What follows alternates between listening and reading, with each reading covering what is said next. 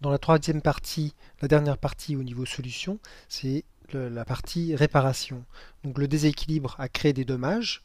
Donc il faut remettre en place, re-aider le corps à réparer ce qui a été endommagé. Et il faut aider, bien sûr, pour le patient à enlever les symptômes qui ont apparu à cause de ce déséquilibre.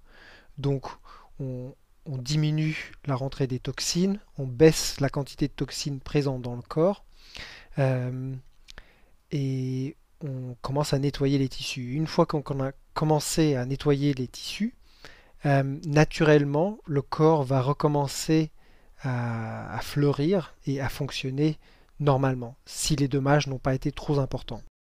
Dans cette troisième partie, on va parler des outils de santé, ou les outils avec lesquels on a une influence sur notre santé.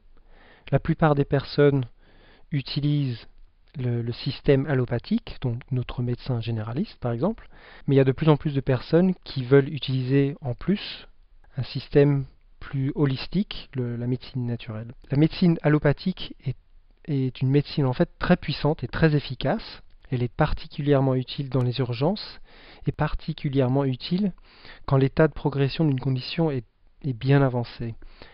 Avec la médecine holistique ou la médecine naturelle, on va garder en tête l'entrée, l'élimination et la réparation, ce que l'on a parlé un peu avant. Si on comprend bien ce mécanisme de cumulation de toxines dans le corps, ça va nous aider à pouvoir trouver une solution plus long terme pour l'état de bien-être d'une personne. Donc l'entrée, c'est il faut rééduquer d'un point de vue nutrition ce que la personne mange, il faut recréer des nouvelles habitudes qui permettent de diminuer la quantité de toxines qui rentrent dans le corps, la façon dont on mange, et puis aussi avoir un support de suppléments ou de la phytothérapie permet de pouvoir faciliter la digestion et donc la diminution de création de toxines. Donc la technique que j'utilise la plupart du temps quand je vois que quelqu'un a souffert d'un déséquilibre, je leur mets sur une diète de fruits et légumes pendant une dizaine de jours où ils mangent que ça. Ils boivent beaucoup d'eau. En fait, c'est une diète où l'on va essayer de créer le minimum de toxines possible. C'est pas très intéressant d'un point de vue culinaire, mais ça permet aussi à la personne de faire une pause et ça permet après de pouvoir reconstruire des habitudes un petit peu plus saines.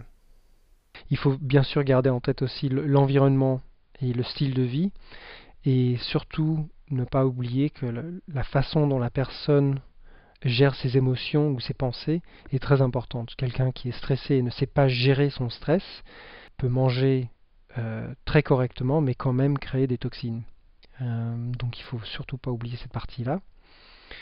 Au niveau de l'élimination, on peut faire un jeûne ou suivre des diètes particulières. La phytothérapie et différents suppléments peuvent aider pour éliminer et réparer les tissus où il y a une cumulation de toxines. Il faut essayer en fait d'avoir un peu une transformation au niveau du style de vie. Il faut que la personne puisse recréer des bonnes habitudes au niveau alimentaire, au niveau d'une prise de conscience de comment prendre soin de soi en fait. Il y a d'autres techniques qui sont un petit peu plus directes, des techniques un peu plus physiques, c'est donc une approche au niveau des massages. Aussi, il y a un support mental et émotionnel, donc il y a différentes thérapies qui permettent d'avoir un support à ce niveau-là. Il y a énormément de différentes techniques pour pouvoir aider à éliminer et à réparer notre corps. Donc pour récapituler de quoi on a parlé, en fait il y a trois grandes parties à ces principes de santé. La première partie, c'est la partie du problème. Donc on a parlé de la théorie du seau, où on a une capacité limitée de gérer les toxines qui rentrent dans le corps. Si on dépasse cette capacité, cette quantité de toxines, ça va créer des problèmes dans d'autres parties du corps. Puis on a parlé des différentes solutions possibles. Donc premièrement, c'est d'essayer de diminuer la quantité de toxines qui se cumulent dans le corps, puis d'essayer de les éliminer, et puis après de réparer les dommages qui ont été faits. Les outils qu'on utilise, c'est surtout au niveau diététique et au niveau style de vie. Il faut essayer de faciliter tout ce procédé, donc réduire ce qui rentre pour recréer cet équilibre, pour que le corps de lui-même puisse gérer ce qui se passe et rétablir un environnement sain dans le corps. Alors la question est, qu'est-ce qu'il y a en fait sous la surface? Imaginez quelqu'un a mal à la gorge. La façon, en utilisant la théorie du seau, il ne faut pas juste regarder, la personne a une gorge rouge et enflée et a mal, et essayer de gérer ce problème de mal de gorge en regardant juste la gorge. Il faut essayer en fait de pouvoir poser la question de pourquoi est-ce que le corps n'est pas capable de se battre contre une infection? Pourquoi est-ce que la situation est arrivée au point où la personne a mal? Cette photo-là, c'est la photo d'une des patientes d'un collègue qui m'a demandé un coup de main. Ça faisait plusieurs semaines qu'une infection au niveau des pieds devenait de pire en pire, et les médecins ont appliqué des antibiotiques, des crèmes antibactériennes, etc. Mais ça s'empirait.